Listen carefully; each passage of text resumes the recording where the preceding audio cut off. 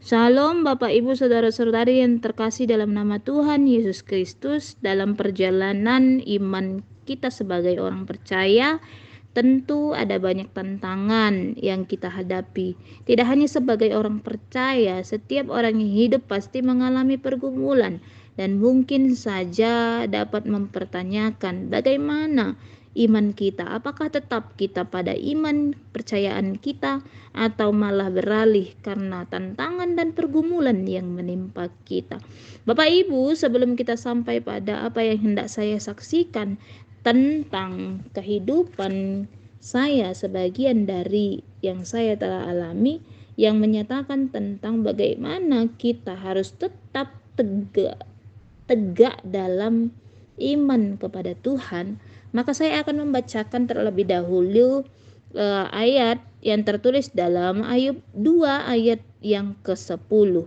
Ayub 2 ayatnya yang ke-10. Beginilah firman Tuhan. Tetapi jawab Ayub kepadanya, engkau berbicara seperti perempuan gila. Apakah kita mau menerima yang baik dari Allah tetapi tidak mau menerima yang buruk? Dalam kesemuanya itu, Ayub tidak berbuat dosa dan dengan bibirnya. Bapak Ibu yang terkasih, kisah Ayub bukan hal yang baru bagi kita dan sudah sering. Bahkan kita sudah paham tentang bagaimana kehidupan iman Ayub. Ayub yang adalah orang Us dan seorang yang kaya raya di daerah timur dan merupakan seorang yang saleh di hadapan Tuhan, diperhadapkan pada tantangan di mana dia harus kehilangan harta bendanya, ternak-ternaknya, untas, kambing dombanya, juga bahkan kehilangan anak-anaknya, sampai pada tahap di mana dia harus mengalami sakit penyakit, sakit kulit dari ujung kaki sampai ujung kepalanya. Bapak Ibu, yang paling menyedihkan adalah ketika istrinya, orang yang terdekat di hatinya, mempertanyakan tentang dirinya, mempertanyakan tentang imannya, mempertanyakan tentang Tuhan yang ia sembah. Tantangan yang bagaimana lagi yang ia hadapi. Tetapi kita mengetahui bahwa bahkan dalam ayat yang ke-10 Alkitab mempersaksikan bahwa Ayub tidak melakukan dosa dengan perkataannya.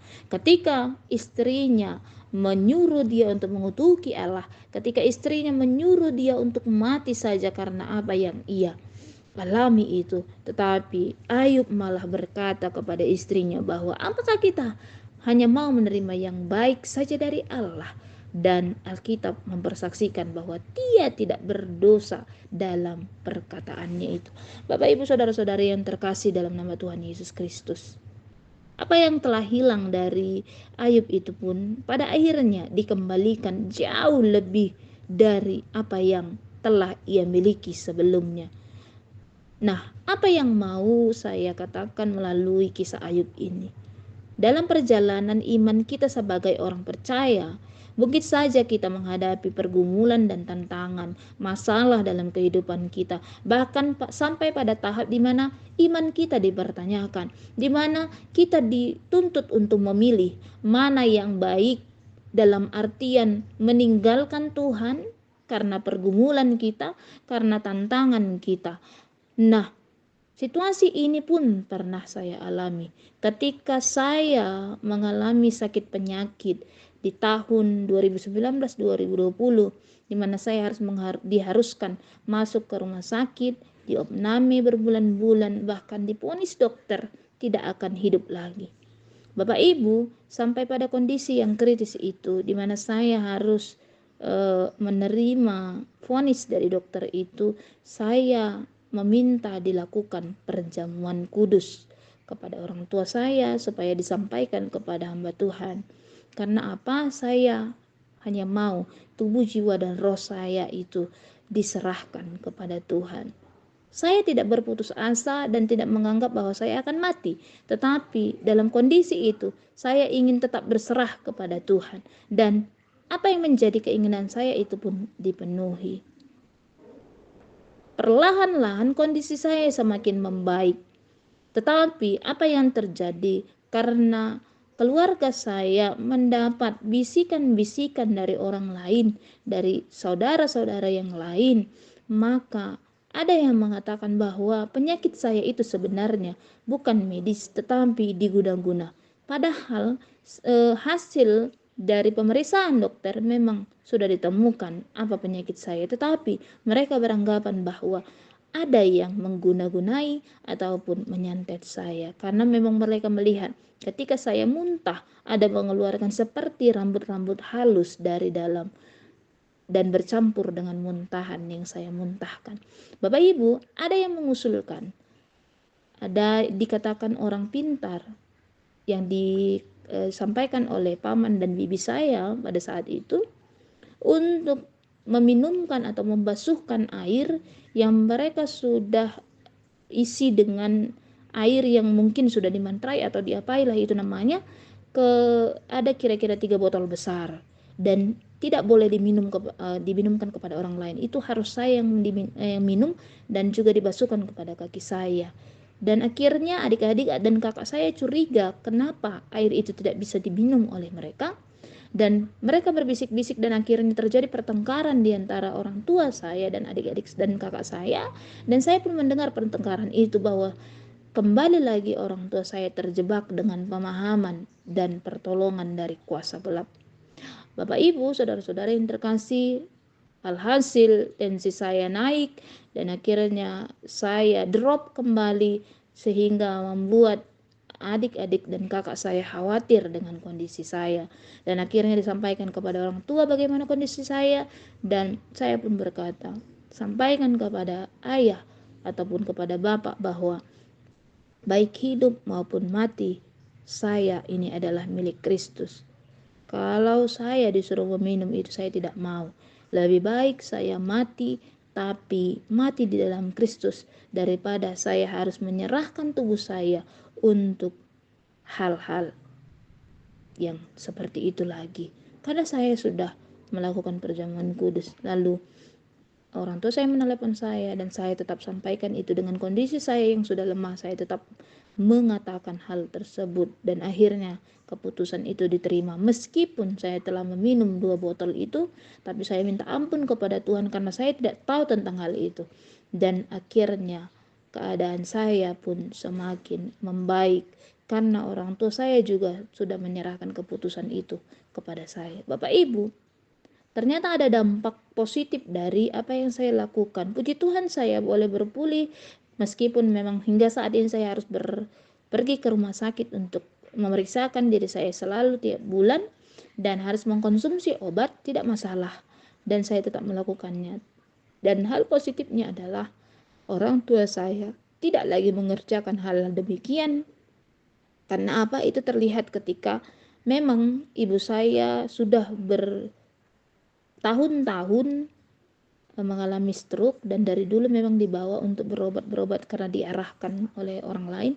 Tetapi sejak saat itu ketika ada pun orang menyarankan di sana bisa menyembuhkan stroke dengan menggunakan kuasa gelap melalui dukun, tetapi orang tua saya tidak mau lagi. Dan itu menjadi kesaksian juga ketika saya mulai aktif lagi melayani sebagai calon pendeta di gereja di Pematang Siantar. Ayah saya ketika mengantarkan saya, dia mempersaksikan apa yang telah saya alami itu kepada orang-orang, bahwa begitu teguhnya apa yang saya iman dan saya tidak mau lagi untuk kembali kepada apa yang pemahaman-pemahaman yang dulu itu tentang kuasa gelap. Bapak Ibu yang terkasih dalam nama Tuhan Yesus Kristus, apa yang telah saya alami itu menjadi penyemangat juga bagi saya ketika melihat dampaknya yang begitu luar biasa di tengah-tengah keluarga saya, di mana orang tua saya pun mengalami pemulihan dalam arti pemahamannya telah diperbaharui dan dia telah menyadari. Karena sesungguhnya ada kekecewaan juga di hati saya ketika orang tua saya, ayah saya adalah seorang pelayan ataupun penatua di gereja, dan juga paman bibi saya yang menawarkan itu juga seorang penatua di gereja, mereka adalah penatua di gereja juga, sama seperti ayah saya, suami istri mereka penatua, tetapi mereka masih kembali kepada pemahaman tentang hal-hal tersebut. Kalau ada yang sakit, bawalah, nggak usah ke rumah sakit, tidak usah ke rumah sakit, bawa saja, di sana ada orang pintar. Masih seperti itu, meskipun itu sangat menjengkelkan bagi saya memang selama ini, tapi saya tetap mengarahkan mereka.